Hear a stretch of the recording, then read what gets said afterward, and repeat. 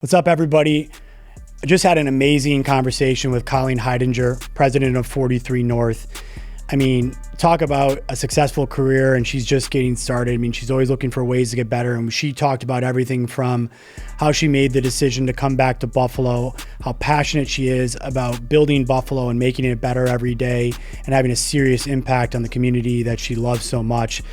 We talked about her leadership style. We talked about her yoga studio. We talked about it all. She was amazing. Make sure you check it out. This is one you want to listen to the full episode. You're really going to like it. As always, this episode is brought to you by Richmond Vona Personal Injury Attorneys. Yeah, I get it. It's my law firm, but guess what? We can't do it without them. So check it out and enjoy. All right, you ready to get going? Ready. All right, cool. Thanks for being here. Thanks for having me. Great way to Yeah, start I appreciate the day. it. Brett, we've been wanting to get you on for a while. I know you're super, super busy, so I appreciate it.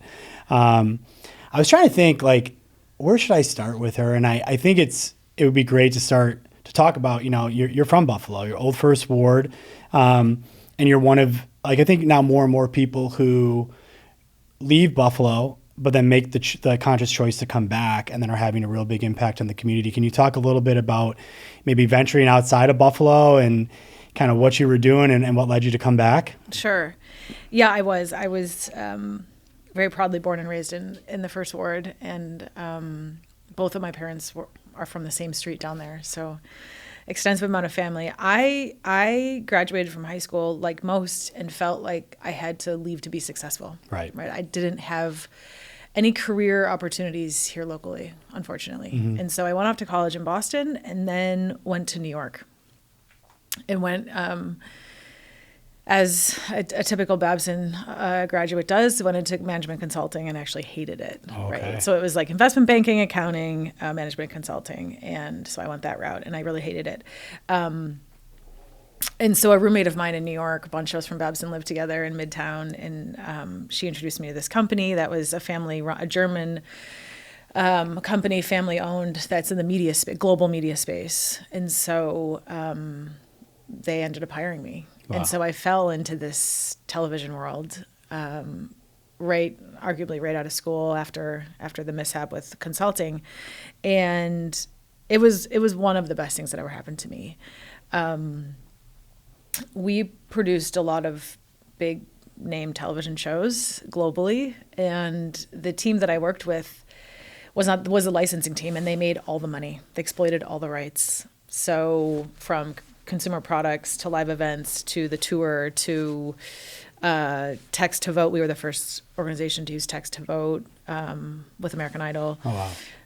The Coke Cup deals that's a pretty significant deal that our team brokered. Imagine. So yeah, it was just all this exposure, I guess, to a world that I was not familiar with. And it's someone I still don't watch television. So, but it gave me exposure to opportunity, both domestically and internationally. And then I got sick of New York after almost a decade and moved to LA. And my role was actually eliminated with Fremantle, that was the company, as a result of Idol tanking and X Factor not performing the way they thought it would in the U.S. Oh, wow. And I went to DreamWorks then, so I went to the film side of the world and did very similar stuff. But this was now running into 2014. Okay. And so I had been away over a decade, and what started to happen every time I would come home is my parents would say, we're going to go, my mom would take me to yoga. And then I vividly remember she said, we're going to go to this coffee shop on Grant Street. And I was like, wow. In my whole life, I don't know if I've ever been to Grant Street, embarrassingly, but it was just not a place we went. Sure. Right. And then another time I came home and my parents picked me up from the airport and they said, oh, there's this new lunch spot in this community on Seneca Street. And I said, okay. So we went, and of course, in typical Leslie Zemsky fashion, monogram plates, like beautiful menu, and the pink plates, like I'll never forget it. And I just thought, wow, where am I? Like, this is a different Buffalo. Mm-hmm. And this continued to happen a bit. And then the Buffalo Billion was announced by, at the time, Governor Cuomo, and I just started to feel like something was going on here. Mm-hmm. And so I turned 30. I had spent most of my career in film and television, of which I do not consume, and the energy in Buffalo really pulled me back. Did you? Yeah, I think I think we're hearing more and more stories like this, which is amazing. And I agree with you. You know, I'm not from Buffalo, I'm from Rochester. And I had that same feeling where it was like, you have to leave. Right. And I didn't go back to Rochester. I'm not saying anything bad about Rochester, but I was coming up here a lot and had that, not being from here, but felt that same vibe from the city here. Like, wow, there's a lot going on here and you kind of want to be part of it. But going back to something you said earlier, because I think this is something that people get stuck on. You were willing to, it sounds like, make a pretty serious career pivot pretty fast while living in a very expensive big city. Mm-hmm. What was that like? I mean, did you even hesitate, or was it just like, hey, I got to do this, I'm not happy? Yeah, since we have time, I was 30. I turned 30. I went to Africa for my 30th birthday. So I'd always wanted to go, and I couldn't go for my 20th, but I had a savings account that allowed me to get there for my 30th. That's so awesome. I went to Africa, both philanthropic experience as well as safari. And while I was in a slum in Nairobi, I had this encounter with a little guy. And his excitement for life, meanwhile being barefoot, probably not in school, was a big wake-up call for me. And I left feeling like if he could be that happy with literally nothing, and here I am living in Santa Monica, California, working for DreamWorks, like living this life that is perceived to be almost perfect, and I'm not that happy, like I've got to get to that state. And so that's when I left. So my birthday's in July. I was home Labor Day. That's amazing. It's crazy how quickly perspective can shift. And look, like, obviously I've, been fortunate, and I could tell you don't take it lightly, the fact that you've been able to do some of these things, right? I mean, it's not everybody can do that, but I think you can have those experiences even domestically, right? And just like being more open to talking to different types of people or just having new experiences. It's crazy how like one interaction can completely change your trajectory. Yeah, that very true. And it is what, when people, this will bring us over to what I'm doing now, but when people ask like, how do I get involved in the startup ecosystem, or what can I do? And my typical answer is to just show up. Because you don't know who you're going to talk to. Right. It could be your next job. You could be their next investor. You could be their next customer. Like, just show up. Right. If it's to finals, we have Bagel Tuesday every week, we have happy hour every week. There's plenty of events at Seneca One, the medical camp. Like, there's so much going on. And to make this all work, Buffalonians from all walks of life and all corners of the city have to show up. Yeah, for sure. And yeah, I think it's a good transition, right? I mean, you're the president of 43 North, and I think anyone who knows anything about 43 North, and that's most people here, are very proud, to have that here in Buffalo. We've been privileged enough to have some of the winners come on and talk to us and share their stories. But going back, when you moved to Buffalo, did you go right into 43 North? I know you've been there for a while and you worked your way up to president, which is amazing. But can you talk about maybe the genesis of this accelerator program and kind of like you're working your way through it? Yeah, I moved home. I did not have a job. Okay. So I drove in my Mini Cooper across the country with my cousin Sarah, who I think she's amazing. Yeah. And came home unemployed, moved in with my parents, no health insurance, like just the usual, like closing that chapter, opening the Buffalo one. And it was, I just started to network and I started to show up to things. And a high school mentor of mine, Sharon, called and said, I've been working with this new thing in town. I just placed their executive director, who at the time was John Gavigan. He needs this person to plan this huge event at Shays. He needs someone to run mentorship and our judging process. She's like, I think it would be great for you. I moved home and I did not want to work necessarily for a corporation. Right. I knew that was true for me. And I also knew I never wanted to wear a suit again because I wore them so much at Babson. So and I knew I wanted to build a better Buffalo. So like those were my things. And Sharon said, I think it checks every box. And so I ended up being hired at the time to lead events in community and what we call our quality of life program. It sounds like some of your past experience was helped create like a nice transition into this role, but it must have been a completely new role for you. Oh yeah. Right. I mean, and it's like, are you someone you get excited about kind of like learning on the fly and just figuring things out as you go, or is it a little nerve-wracking in the beginning? My assessments would tell you I'm a planner. I am a perfectionist. I'm very methodical. Yeah. I like to think through things. So yeah, this was very different. The big difference was we're a state-funded organization with very strict budgets. And I came from a world of private jets and no budgets, Yeah. really. So Yeah. it was like, everything, every penny, mattered. So that was probably the biggest transition at the end of the day. But I was also settling back in Buffalo, which is what I was tasked to do for our founders. Yeah. So helping them find apartments, daycares, doctors, dog daycares, to settle in and really build roots outside of the office was what I was tasked with. So I was going through it myself. Yeah. And for those, I think probably like a lot of people listening understand probably what you're talking about, but for those who aren't as familiar with 43 North, obviously it's an accelerator program here where I think you guys give like give away $5 million a year, right? Mm-hmm. To entrepreneurs who go through sounds like a pretty rigorous competition, which culminates at Shea's in this amazing, I call it like a Shark Tank kind of experience, which is really cool. Has it always been like that? Or how do you feel like it compares now to how it was in the early years? Because I'm sure there's been a lot of growth there. Yeah. A decade of there's no playbook, right? So yeah. we were created as a result of McKinsey and the Brookings Institute helping Governor Cuomo at the time figure out what he's going to do with his $1 billion. Sure. Right. And what we should do as a city to help us come back. One of the things that they identified was that we should bring about a startup ecosystem. Mm-hmm. And as a result of that, because we didn't have a lot of startups here, and probably on one hand we could count them, they said, why don't you run this business plan competition, attract people from across the globe and require that they move here. Right. And so that's where we came from, right?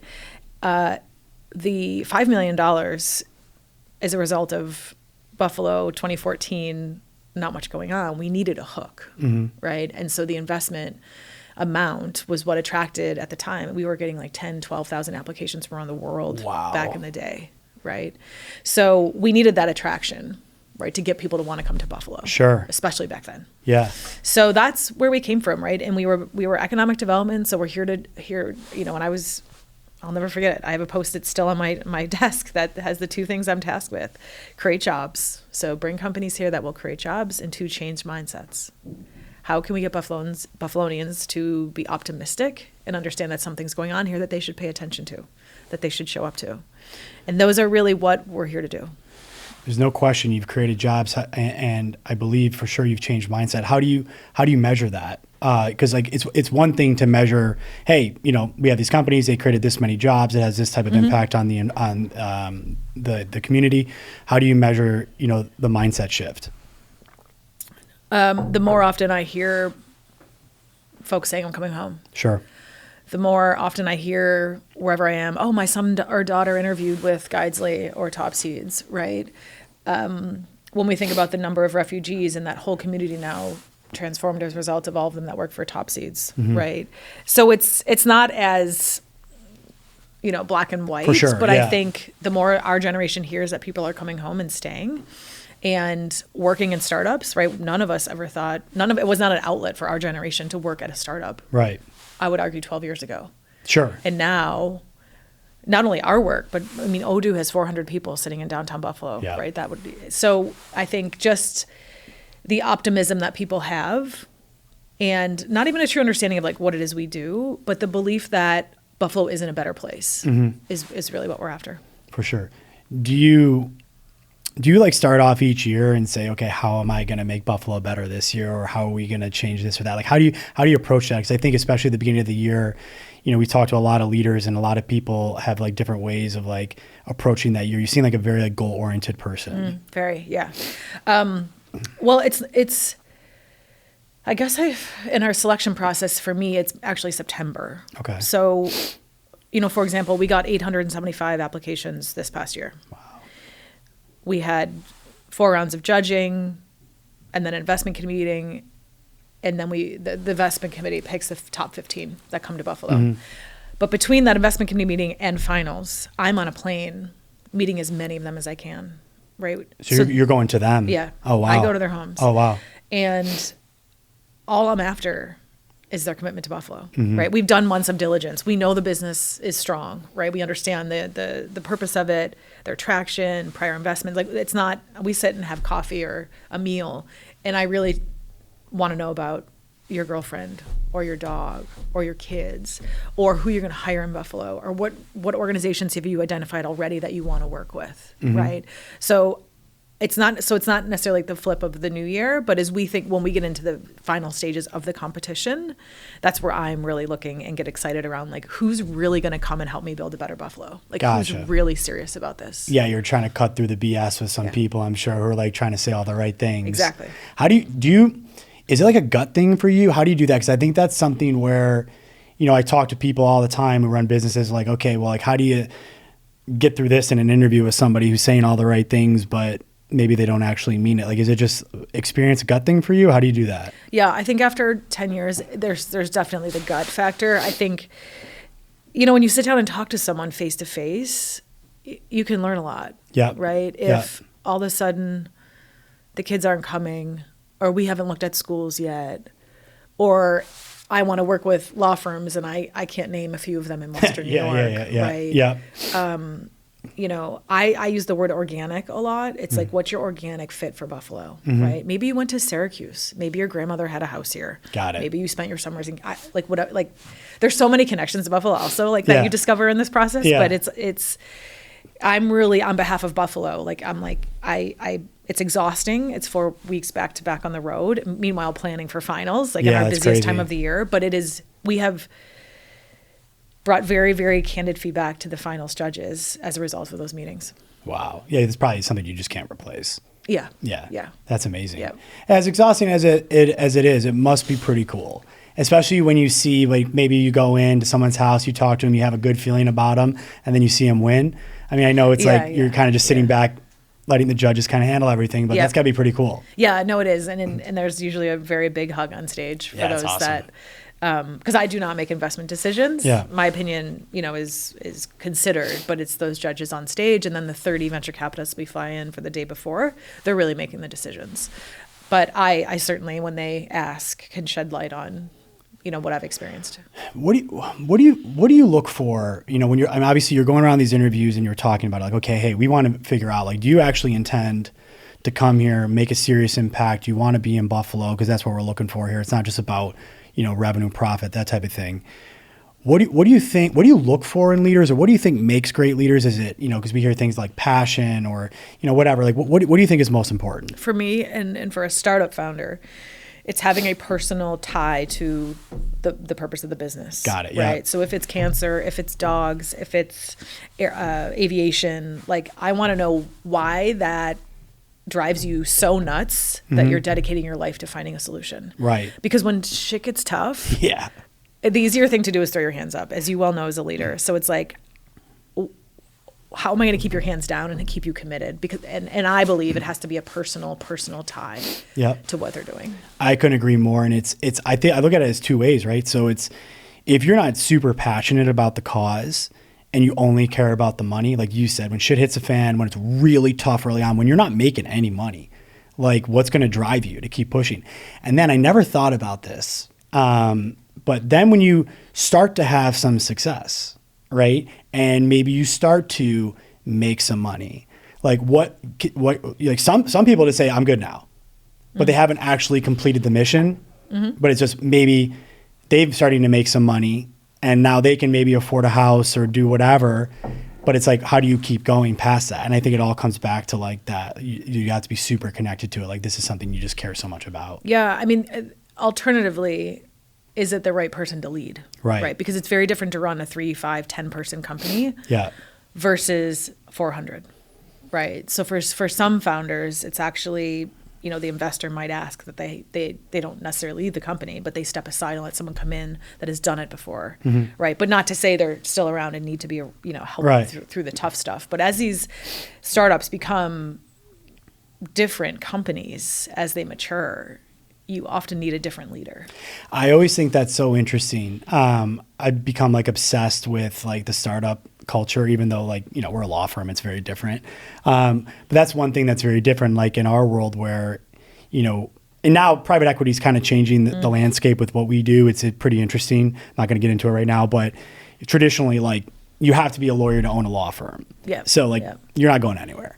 But then that, I see it all the time, right? I mean, obviously you have like the extreme examples, like the Ubers of the world and everything, where like these guys, they get it so big and then they IPO and they're like, boom, out. Like, and now you're watching from the sidelines, you're not even in the company anymore. It's interesting. But I guess if you really care about the mission and you're passionate about it and you know that someone else can run it better than you can, but you're still going to be involved, I guess, hey, maybe sometimes it's the best of both worlds. Yeah. And at those stages, there's so many investors, so many people, you have a proper board. Like there's many opinions. It's not just your baby anymore, right? You've invited other investors onto your cap table to help you get to that point. Yeah. So yeah, like, and then it becomes a shareholder, right? The shareholders want the most successful company to be brought forward. So it's a loaded situation when you get into that world. For sure. I think a lot of people in Buffalo know about 43 North, the competition, the final event at Shea's. Maybe, I don't know if people outside of like the inner workings know as much about how much support 43 North actually provides for these winners. I think it's crazy, like in a really good way. Can you talk a little bit about that? Because it's a lot. I mean, you were talking about it earlier, like, and I didn't even think about that. Like, when I was in my previous role, years ago, I would help them find doctors and schools for their kids and yada, yada. It seems like you will do anything to help them be successful. Yeah. And that's really what our thesis is. We have to exhaust ourselves on supporting the business as well as their personal life and outside of the office. Right. Because we don't know. So ideally after 12 months, their business is flourishing here, right? They've built a team, they've raised some more money, right? The roots are growing in Buffalo. Mm-hmm. And ideally on the other side, they're loving it. Yeah. So come the end of the year that they're required to be here, there should be no question as to if they stay or go. Yeah. And we've seen that work. In terms of what we do, so yeah, as I said, the quality of life program is all non-work related. So anything they need outside of the office. I've gotten people in for emergency colonoscopies, like dog stuff, apartment, like whatever it is, right? And then on the business side, so we've built our team to be skill sets and expertise that gets lended to our companies. So yes, we run a competition as an organization, but we also have a graphic designer, we have videographer, we have PR, we have marketing, we have social media, we have investor relations, generally business development, my Rolodex, right? And we have proper folks that come from the venture world. So all of those skill sets get lended to our companies as they need. Oh, wow. Right. So if we have monthly meetings with all of them, and if we hear someone's hire, like we are full on managing that hire. If someone needs a new social media campaign, a new website, a new branding campaign, we've redone packaging for our CPG companies. We've planned events. Like it's all of that matters. Oh, big time. Right. I think anyone who started a business can understand, just hearing what you just said, how insane of like an advantage that is to have that. It's not just about the money, because you can get the money, but if you have no idea what to do with it or how to manage it, how to promote your business, how to market, whatever it is, I mean, that's a huge leg up for these starters. Cause like, like a lot of them are coming in, right, with like this passion, like they bootstrapped everything, like they're wearing 20 different hats. And it's like, here's a lot of money. And maybe you've gotten money before, but like now you have like this full support team. Like we're actually going to try to grow you. Yep. That's really cool. I got to imagine that there's sometimes when, say, somebody from 43 North starts working with one of the winners and gets really passionate about what they're doing and then goes over to them. Does that happen sometimes? And it's one of the greatest compliments I can receive. That's awesome. Yeah, because and it's back cool that in you the look day, at it that way. Back in the day, the companies weren't that mature. Like we didn't really have opportunities to jump. Now, and then folks go get equity, and God forbid there's a transaction, like that's generational wealth. Yeah. As well as a result of them showing up originally for me. Yeah. So it's, again, an organic evolution of folks that come and work for the team. More often than not, they go and work for companies, which is a compliment to this entire city, right? For getting the company here, and then for the teammates themselves for joining us, and then knowing they have outlets. Yeah. Right. I love to see it. That's really cool. Yeah. So when you eventually became president and first female president, correct? Yeah, yeah. It's amazing. Yep. And obviously, I think it's probably fair to say in a pretty male-dominated you can say that. industry, that's right? Very true. Yes. Talk to me about that transition, and because it's like, I don't know if people always think about this, but it's like one day you're in this role, and next day you're the leader. Yeah. Everyone's looking at you. And the crazy part was it was 60 years ago, like right now. Yeah, it goes by fast, right? Yeah, yeah. I can only imagine for and you. To your point, like I was not doing presidential duties and tasks, obviously, and this happened very quickly. And we were moving to Seneca One February 1st. Mm-hmm. And oh man, hadn't been any plan per se to like get you're us gonna there. figure it out, right? So we did. I mean, Yeah. Of course we did. But yeah, that was the first thing. It was like, okay, sign on the dotted line when we got to that, and then oh, by the way, we have to be out of this building in less than a week. So we moved 25 companies across town, including ourselves. That was the first kind of task. So February 1, 2020, we moved everyone there. And then our welcome week started a month later that year. So we moved all these companies in. And that was before we did 5-1 million. So it was actually probably closer to 8 companies that we moved. And then March 1, March 12, we were on our ski day. So the world shut down. Yeah. Oh, yeah. That was right when I started the firm, basically. I was like, oh, shit.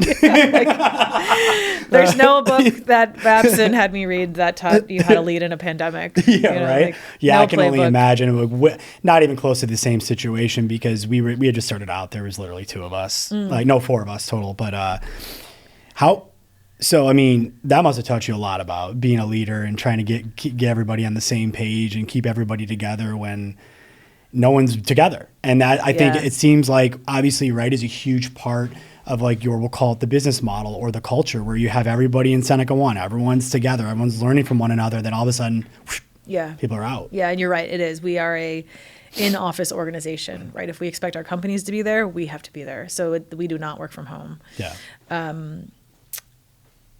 So sorry, what was your original question? No, I was just saying, I mean, I'm sure you learned leading a because pandemic, very quickly, yeah. I mean, you have to, I mean, I think, right. Like a lot of people, I think, right. Like certain people can be born with certain qualities where you're like, hey, that if harnessed correctly or grown directly or correctly could be a really good leadership quality, but you have to learn to be a leader and you're kind of like learning on the fly. Right. And you had to do it in a pandemic when you're trying to keep everyone together when no one's actually together. Yeah. Yeah. I just tried to over communicate. Yeah. Right. We had team meetings every morning just so I can see people, so I can tell people what I had learned that day or, in the past 24 hours. And over communicated. The biggest issue was for us as a state funded organization, the state wasn't pulling our money per se, their commitment to us, but they couldn't tell us when we'd see our funding. Oh man. So that was the hard part. I can only right. imagine. Because I could only tell my team how much runway we had. Right. Which creates anxiety in and of itself. Yeah. And then it's like, well, do I jump? Do you think it's coming? Should I look for a new job? Oh, and by the way, everything around us is shutting down, Right. So, I just tried to like over communicate as much as I could, despite us being separated in all parts of Buffalo. But, and then we let, the companies, that was a whole other thing. Like they had just moved here, but they, so yeah, that was that was Isn't it crazy that was 6 years ago? Yeah, it does. In this moment, it feels like it was longer. Yeah. But some days it does feel like yesterday. Yeah, for sure. How would you describe now? Like, how would you describe your leadership style? I'm quite direct. Mm-hmm. I have very high expectations. Mm-hmm. I would like to think I take care of my team, right? And feedback I've gotten, it's that I'm aware when we need a half day. I'm aware when we need to go down and get a beer. I'm aware when someone should be sent home. Like I think I'm conscious of the human element of leadership and very present, I guess, as well. How do you do that? Is there like, how do you do that? I would say, because you're so busy, you're all over the place. Is it just being present, like you said, talking to people, getting a feel? Like, how do you keep your fingers on the pulse when you're being, I'm sure, called all over the place, all over the world at times, but you have to understand what's going on back at home? Yeah. So I sit with my team. I do not have an office. Interesting. Which is, I've done that since day one. Like I couldn't imagine not being with them. Mm-hmm. And you also learn a lot being around people, seeing people, particularly like exhaustion levels. You hear the sniffles and I send them, so that's really important to me. I usually am the first one there and the last one to leave. So I'm, conscious of that. I have a lot of internal meetings where I check in on people, year-end meetings with everyone on my team. I also allow everyone to interview any potential new hire. Oh, cool. So when we get down to final candidates, everyone has an opportunity to come to the table and meet and understand who we might be adding to the family. Yeah, that's really interesting. That's a good play. We don't. Now I'm thinking about this. We have a lot of people who can step in and interview, but opening it up to anybody is really interesting. Yeah, because then it's our decision. Yep, exactly. It's our decision. Yeah. So, presence and knowing when we need fun, knowing when we've got to press on our goals, right? Making it clear. Like we have a team set of objectives and key results, and then every person has their own. So it's really in black and white as to what success looks like for everyone, right? Sure. And we meet monthly and we cover that. And if things change, of course, like nothing's written in stone, but I try to make it very clear what people are meant to do. As a very direct person myself, and we could at some point talk about assessments, like disc profiles or whatever. Have you learned to maybe adapt your communication style to the people you're talking to? Yeah, I don't hire without them. And my mentor had me doing them in high school. Yeah. So I feel like I've grown up with them. We have an offsite on Friday with a new one that I'm very excited about. So yes, right. The first thing my mentor said to me when I took on this role was you can't expect perfection from everyone, right? So you have to pick and choose if you're going to call out the missing comma in front of the team, or does that really have to be said? Yeah. Right. You have to really think about, how my expectation of perfection of myself is going to impact the rest of the team. Yeah. So learn how to bite your tongue. Yeah, I'm learning that every day. Right. Yeah. Because and it's like, does that really? Do I need to say that right now? No. Do I even need to say it after this meeting? No. Yeah. Right. If it's something at Shays, yes. Right? Yeah. Right. Yeah. But my scores are off the charts, and so it was the first watch out. Yeah, it's eye-opening, the assessments. We use them in our hiring funnel too, and we talk a lot to like other local business owners, and I think more and more people are using them. They're really valuable. Yeah, and it's not to say I make a hire, like I say yes or no based on an assessment, but it allows me as leader to understand where potential conflict's going to come into play based on style. Right, we're going through this now. I have two very different people as final candidates, so it's a question of how do they report and work with who they will be their direct report, right? And is that sustainable? Is that going to create friction? So it just gives like another lens that I love, and it has never been wrong. That's interesting, right? So it's like you're batting 1,000 on it? Yeah. That's amazing. And there were like 2 times in my 6 years that maybe we didn't do it for whatever reason, and they were misses. Yeah. You're like, don't do that again. Yeah. It's worth however much. Yeah, It's $200 for sure. So I can tell you're somebody who really, really cares about your mission, both your personal and professional mission, like the mission of 43 North. You really, honestly, you could come through very clearly. Like you really care about Buffalo. You don't strike me as somebody who seeks out the accolades, but you were awarded the Kauffman Fellowship, correct? And for those who don't know it, it's a really big deal. And I would love for you I know I don't want to make you embarrassed, but if you could talk a little bit about it, because I know also this is something that means a lot, not just to you, but to 43 North and to the community, because you can leverage it. Yeah, that was a pretty big shock. That must have been awesome. Yeah, very unexpected. So I guess the story is I got a call 2 Decembers ago. I was home with, I'll never forget it. I was home with COVID. And my incoming chairman said, "Hey, have you heard of this Kauffman thing?" And I said, "Oh, yeah, of course." Like, it's like saying, are you aware of the Harvard Business School? Yes, this is that for venture capitalists. I said, "Oh, yeah." He said, "Well, the Wilson Foundation is willing to pay for someone's tuition, which is $80,000, if you can get yourself in. This is not pay to play. They have no strings, but you should consider it." So I spent like it's a hefty application, I right? can imagine. That they have you thinking reflectively forward, like in a beautiful way, but like it was a commitment. And then in April, I received an email that I was in. Wow. And I also didn't tell anyone that I applied except my chairman. So then I'm like calling my parents. I'm like, I didn't tell you about this, but I actually just got into this amazing thing. That's awesome. So, I mean, they were just happy that I was staying in Buffalo. But yeah, like a shock. And it is a compliment to this entire city that someone from Buffalo is in this program, right? Because typically we didn't have the venture ecosystem that deserved a seat in at the Kauffman table, and now we do. Wow. So yeah, it's been a gift. I'm only 25% of the way through.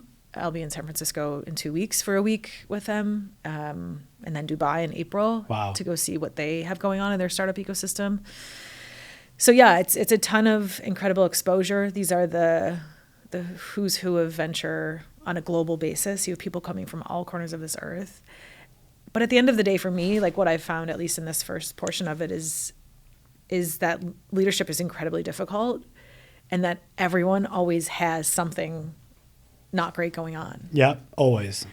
So I don't know if it's the reassurance, if I have folks in my little group from Switzerland, Egypt, Austria, like everyone always has something. If it's with a company, if it's with an LP, an investor, like it's just, and then to be able to go to them and have a community that understands to support you is just like the greatest gift. So yeah, it's been I'm very proud to be in it. You should be. That's amazing. That's really cool.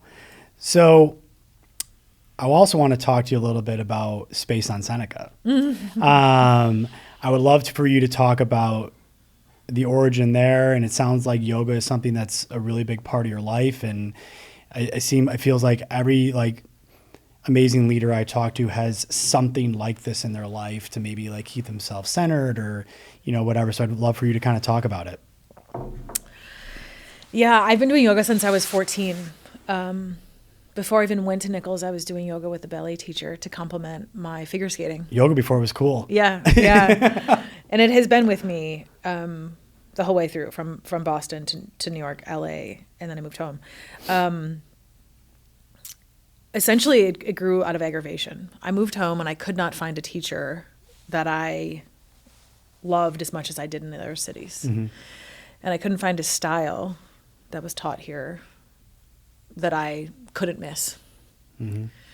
So my partner at the time and I went and got certified. Oh, wow. And actually didn't think I would ever teach, just thought I would better my practice. Sure. And it was very intimate. 10 weekends we spent in the Hamptons with a world-renowned yogi and his wife, and they taught us how to teach. Oh, wow. In addition to understanding the human body and approach to yoga even more. So simultaneously, my dad, not me, my dad was rehabbing a building for me in Larkinville.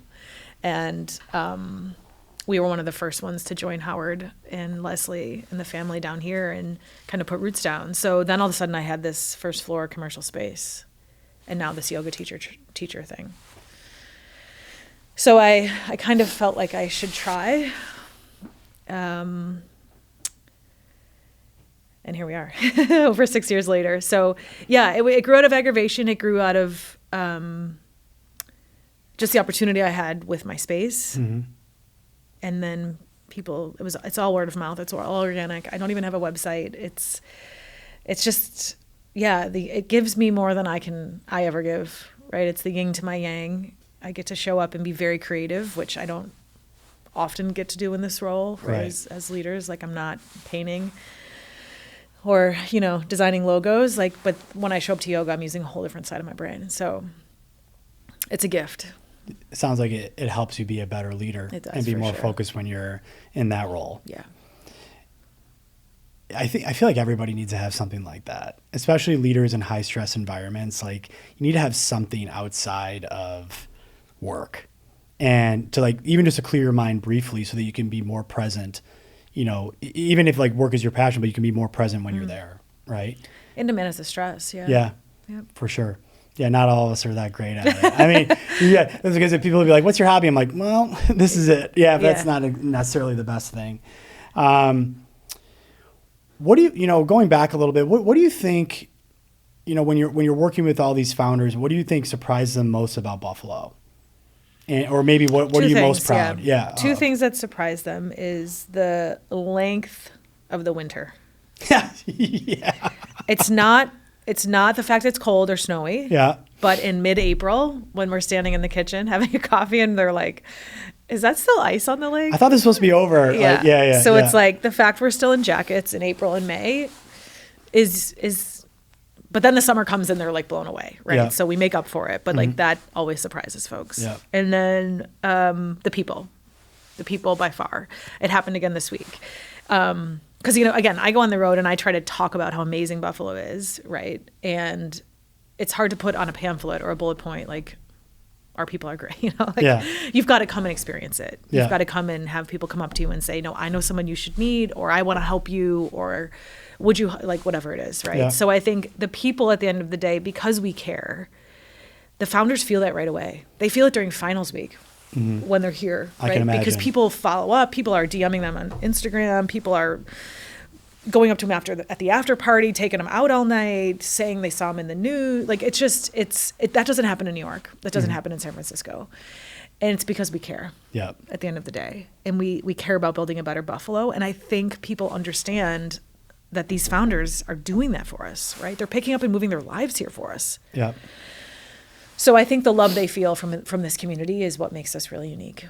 And it seems like most of them stay past that first year. Is that fair to say? 60%. Yeah. And 100% retention from last year. Yeah. Does it get frustrating when people leave? I mean, life happens. Yeah. Right? I've had people leave as a result of health, death. A big investor wants them closer. Like, I mean, this is venture. We take equity. So if that company does well and they had to move to Pittsburgh because of a wife or partner, if we were to ever see financial returns, those come back to this community. Right. Sure. So it's not like see you never. Right. But if they ever had a transaction, this community would benefit. So that's why we take equity. Sure. That makes sense.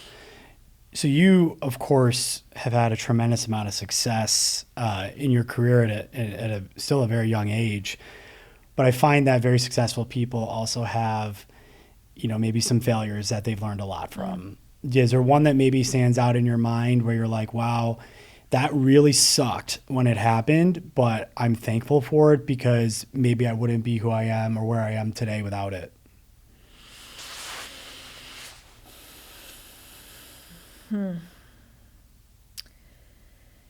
My whole life has been opportunities as a result of places I've shown up to, right? I used to figure skate at Nichols. I was then exposed to Nichols, and then I got myself in there. Nichols made you apply to a stretch school for college, and Babson was my stretch school. On paper, I should have never gotten into Babson, and somehow I did, right? I would argue the same thing with my whole career, and then 43North. Even this role, I was not expecting it, nor did I feel I was ready for it, right?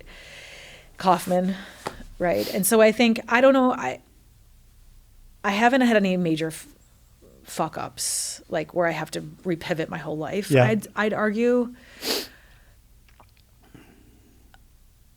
and I don't know, the failure word, like, are there little things I would have done differently? Maybe, but like, I have no regrets. I live every day to the fullest. We don't know how long we're going to be here. Yep. And we have to do that for ourselves.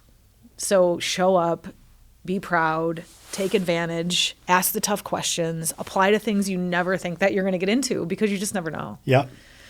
So I don't know if I'd say failure.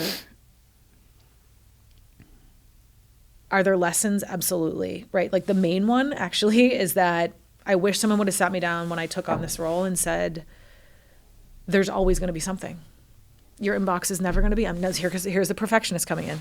Your inbox is never going to be empty. There's always going to be unanswered calls. Someone's going to be unhappy on your team. Just get used to it. Yeah. It's not going to be perfect. And that's okay. Yeah, it's not easy to get used to it. It's not. Yeah. Especially with what I told you about my assessments. Yeah, yeah. Right? Yeah. I have anxiety right now because I know I have an inbox full of emails, right? And I'm also out of the office right now, right? So I think if I could redo things again, I wish I would have known that it's okay that things aren't perfect. Yeah. Because it's taken me now arguably 6 years to get there. Yeah. Sounds like the message, right? And we hear this a lot from people like yourself is be curious, just go for it, and show up, right? Yeah. And see what happens. Yeah. You have to try. Yeah. Because if you don't, then you're never going to know. someone else is going to. Well, it's like tracing it back to when you were in New York and you're like, I'm just not happy. Like I'm pivoting. Yeah. You went to Africa, you had this amazing experience and you're like, fuck it. I'm not going to not be happy. I got to get out of here. Yeah. And that's, I think, Yeah. I know it's like for a lot of people, they hear maybe people like us talk about it and they're like, okay, easier said than done. And I get it. Like there's a lot of situations out there where it can be more difficult. Maybe you're further along in your life and you have a family or whatever, but happiness is key. And like you said, you got one shot at it and we're not guaranteed to have tomorrow. Yeah, no. And I also say, like, when I moved home, there's no better place to fail, right? Like me trying the yoga studio, what was the absolute worst case that was going to happen? Right.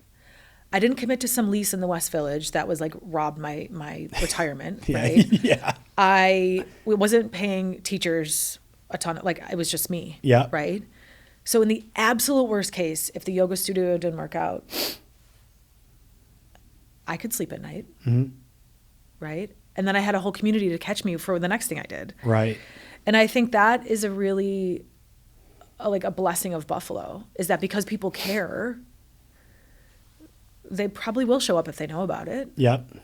And why not try something here and not the West Village or not Santa Monica, California, with the circumstances that those cities create for you. Sure. So why not try it? Yep. That makes sense. All right. So I know you're having anxiety about your inbox. So I have just a few rapid fire questions to end our conversation. Okay. Something you do small every day that makes a big difference. Deep breath. Fair. Favorite Buffalo restaurant? A tie between Angelina and Hutch's. Fair. What makes Buffalo special? It could be a few words. The people in our airport. And what's something, yeah, it does actually. What's something people don't know about you that if they learned, they'd be surprised to hear? I'm an introvert. I hear that from a lot of people, like who don't appear to be introverts. Interesting. Okay. Well, guess what? You're done. You can go answer your emails. Thank you so much for doing this. This is amazing. Thank you I very appreciate much for your having time. me. I appreciate it. Thanks, Colleen. All right.